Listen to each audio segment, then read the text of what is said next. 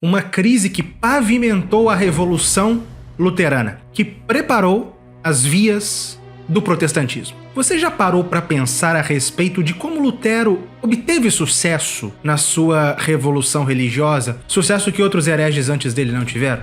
Nós estamos acostumados a pensar no glorioso, no poderoso papado medieval, ao qual todos os reis dobravam os joelhos, e de repente um frade desequilibrado inicia uma revolução religiosa e arrasta consigo 1/3 dos que antes reconheciam aquela antiga autoridade. Essa é uma visão errada, equivocada. Entre o poderoso papado medieval e o 1517, houve uma longa decadência. Um longo processo de fragilização do prestígio da autoridade papal que durou 200 anos, até o momento em que Lutero pôde se sentir seguro para queimar em praça pública uma bula pontifícia.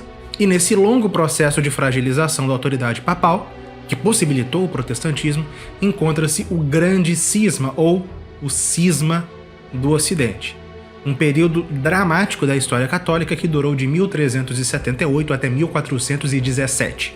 O Cisma do Ocidente foi um tempo em que santos estiveram em lados opostos. Uma época em que paróquias eram disputadas por 2 párocos, mosteiros por 2 abades, dioceses eram disputadas por 2 bispos, em que as congregações religiosas se dividiram a ponto de terem 2 superiores, uma época em que havia 2 colégios cardinalícios e 2 homens dizendo-se papas. Naqueles dias, uma parte da igreja obedecia ao reclamante ao papado, que estava em Roma, e a outra parte da igreja obedecia ao reclamante do papado, que estava em Avignon. E isso durante 40 anos. Mas como isso aconteceu? Entendamos. Em 27 de março de 1378, o Papa Gregório XI morreu. Os cardeais prontamente se reuniram em conclave para dar-lhe um sucessor. O povo da cidade de Roma, no entanto, estava irritado. E por quê? Porque durante 70 anos o papado estivera sediado na cidade francesa de Avignon. Somente no ano anterior, isso em 1377, o papado havia retornado a Roma. E o povo romano temia que um novo papa francês transferisse o papado novamente para Avignon. E por isso as multidões se reuniram, se agruparam em torno da Basílica de São Pedro, ordenando aos cardeais, aos gritos e com ameaças, que se elegesse um papa romano ou ao menos italiano. E os cardeais, cedendo à pressão, temendo as turbas, eles elegeram um italiano, o arcebispo de Bari, a cidade no reino de Nápoles, como papa. Essa eleição se deu às 9 horas da manhã do dia 8 de abril de 1378. E essa eleição poderia ser duvidosa, certo? Afinal, foi feita sob pressão? Sim, mas estes mesmos cardeais, passado o perigo, às 12 horas daquele mesmo dia, sem pressão exterior alguma, confirmaram a eleição do mesmo arcebispo de Bari, que era até mesmo cogitado por eles como um possível papa antes da multidão se agrupar em torno da Basílica de São Pedro. E no dia seguinte, 9 de abril de 1378, com o arcebispo de Bari já presente, eles confirmaram uma segunda vez a eleição, sem que houvesse cardeal algum que protestasse. E assim, o arcebispo de Bari foi legitimamente eleito, se não por aquela primeira eleição, que é duvidosa, a menos nas outras 2. E ele foi eleito sob o nome de Urbano VI, sem que ninguém, absolutamente ninguém, questionasse a sua legitimidade, e isto por meses. No entanto, as semanas passaram e Urbano VI, o novo Papa, começou a irritar muitos dos cardeais, sobretudo os cardeais franceses, pelo seu jeito agressivo, pela sua falta de tato. E um grupo de cardeais franceses que estavam furiosos com o novo Papa, este grupo se retirou de Roma, e em 2 de agosto de 1378, na cidade de Anane, esses cardeais fizeram uma declaração pública de que não reconheciam Urbano VI como papa legítimo, pois a sua eleição teria sido inválida. E dias depois, no dia 20 de setembro de 1378, estes cardeais reuniram um novo conclave na cidade de Fondi, na qual eles elegeram o cardeal Roberto de Genebra como Papa Clemente VII, em oposição a Urbano VI. O antipapa Clemente VII não conseguiu se instalar em Roma, que era dominada pelo seu rival, e se instalou em Avignon. E imediatamente, ambos, Urbano VI e Clemente VII, escreveram a toda a cristandade, exigindo o reconhecimento de si próprio como Papa legítimo. A cristandade se dividiu. Posicionaram-se pelo reclamante de Roma os estados italianos, o Sacro Império Romano, a Inglaterra, a Irlanda, a Hungria, a Polônia, a Lituânia, a Dinamarca, a Suécia, a Noruega e os estados teutônicos.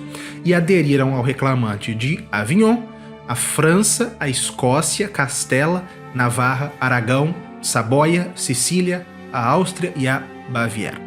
Portugal oscilou várias vezes de obediência enquanto durou o cisma e aderiu, por fim, ao reclamante de Roma. Mas essa divisão geográfica engana, porque dentro dos próprios países houve prelados, párocos, religiosos que se posicionaram pelo Papa distinto do que seu país reconhecia.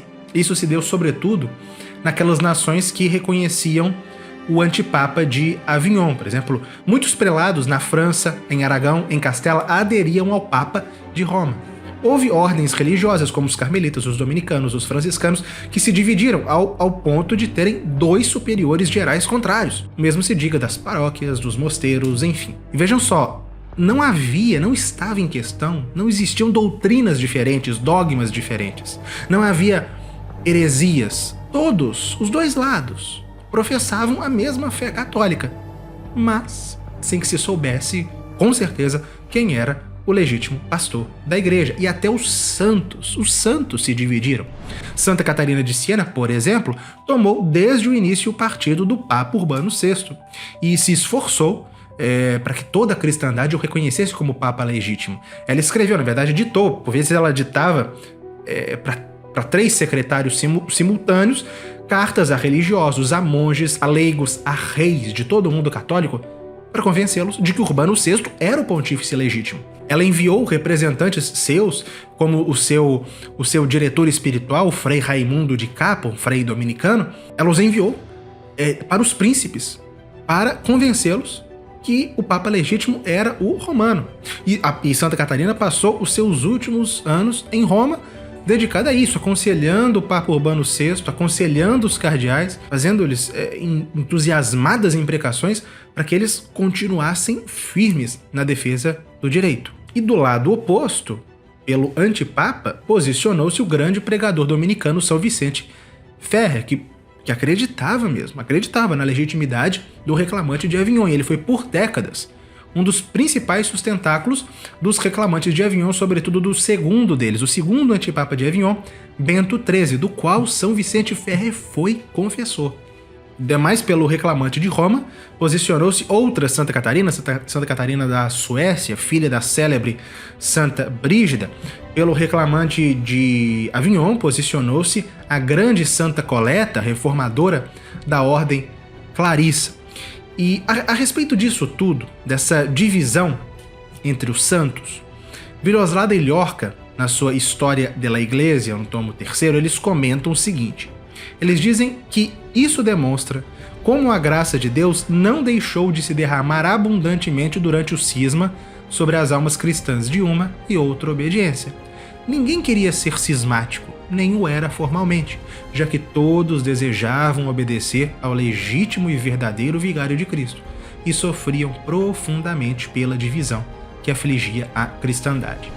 Ou seja, era um cisma material, porque uma parte da igreja não prestava obediência ao Papa legítimo, mas motivado por erro, não por má fé.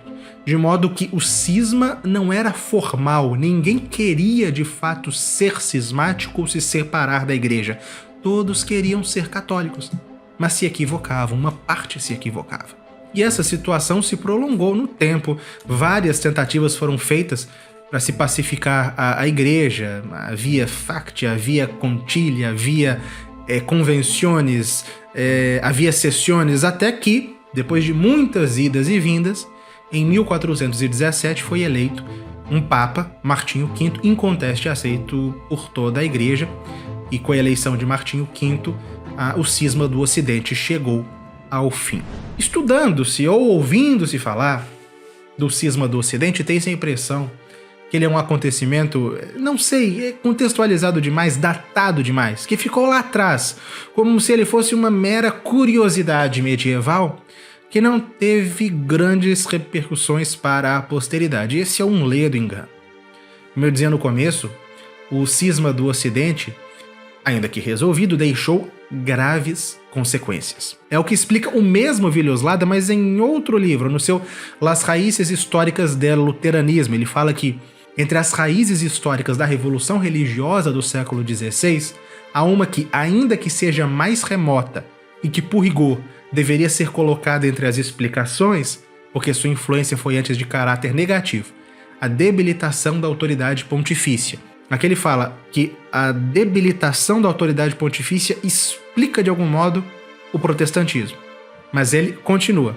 Claro que a decadência do prestígio do Papa não pode produzir, por si, um fenômeno como o protestantismo, mas pode preparar-lhe o caminho e facilitar sua aparição de vários modos. Em qualquer instituição social da qual a autoridade enfraquece, a revolução é possível. Na igreja havia 2 papas sem que ninguém soubesse quem é o verdadeiro vigário de Cristo. O corpo da cristandade está desconjuntado e sangrando. Ignora qual é sua cabeça, se é o papa que reside na França ou o que reside na Itália. E 2 personagens de tão alta santidade como Catarina de Siena e Vicente Ferrer seguem obediências opostas. Urbano VI e Clemente VII se excomungam reciprocamente, incluindo no anátema todos os príncipes e povos que reconheçam seu rival. Não é raro que o Papa seja acusado de heresia ou de cisma. Espetáculos tão tristes fazem com que a autoridade do papado decresça na opinião dos povos. Fecho aspas. Ou seja, o cisma do Ocidente debilitou o prestígio e a autoridade do Papa, e essa debilitação pavimentou as grandes revoluções religiosas do século XVI. E pavimentou também todo o mundo moderno que brotou dessas revoluções religiosas e em oposição à Igreja. É importante conhecer esses episódios mais negativos, digamos assim, da história da Igreja, porque a Igreja e o Papado terem sobrevivido a tais crises, como o cisma do Ocidente, é mais uma prova da origem divina da Igreja e do Papado. Afinal, do mesmo modo como o Papado sobreviveu à crucifixão do primeiro dos pontífices na Colina Vaticana, ele também sobreviveu ao cisma de 1378 a 1417. A história do cisma do Ocidente, frequentemente negligenciada, precisa ser conhecida, até mesmo para se desfazer em certas interpretações reducionistas que se fazem dessa história. É por isso que nós estamos publicando o livro O Cisma do Ocidente, de Louis Salem-Bie. Antes de apresentar a obra em si, eu gostaria de explicar o contexto em que ela foi escrita e em que tradição ela se insere. Em 1883, o Papa Leão XIII publicou uma encíclica que pode ser tida como ponto de início do renascimento dos estudos historiográficos católicos.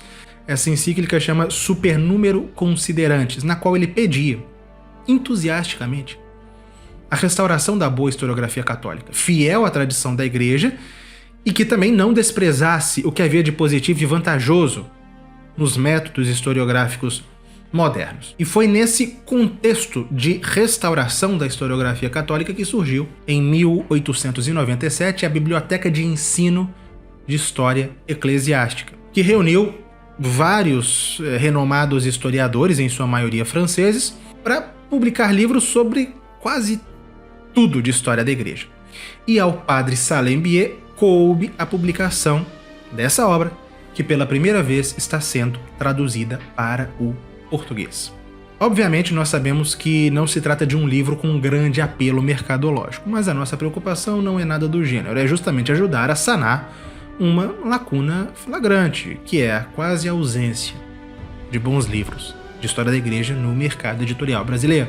E o Cisma do Ocidente, de Louis Salem-Bie, vem ajudar a corrigir essa defasagem. Na edição original, o livro contava com 430 páginas, ficará com mais ou menos isso na nossa edição, talvez um pouco menos, por questão de diagramação. Será com capa dura e será traduzido naturalmente do francês. Nós estamos oferecendo esse livro com muito desconto na pré-venda, com previsão de entrega em dezembro de 2025. Contribuindo, você não apenas adquire a obra com um valor bem baixo do que será oferecido depois, como também possibilitará que esse importante livro venha à luz. Então eu peço a sua colaboração. O modo como você pode adquirir, as várias opções de compra, encontram-se no link aqui na descrição. Eu conto com você.